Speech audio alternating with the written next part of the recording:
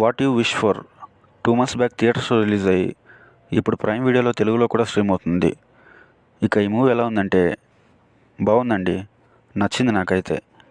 Climax వరకు suspense బాగా maintain చేశారు. స్టార్టింగ్ 20 minutes చూశాక ఈ మూవీ పైన ఎక్కువ ఎక్స్పెక్టేషన్స్ అయితే పెట్టుకోలేదు నేను. 20 minutes అయిన తర్వాత ఒక్కొక్క సీన్ చూస్తే నెక్స్ట్ ఏమవుతుందో అన్న క్యూరియాసిటీ బిల్డ్ అవుతుంది.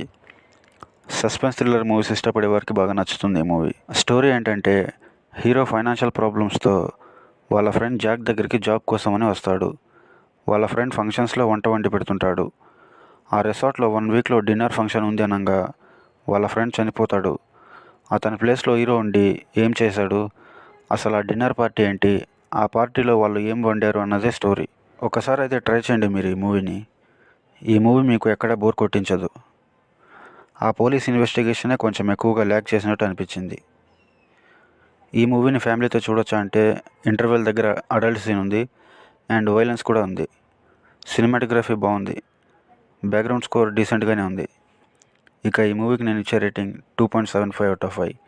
రివ్యూ నచ్చితే సబ్స్క్రైబ్ చేసుకోండి. Thank you.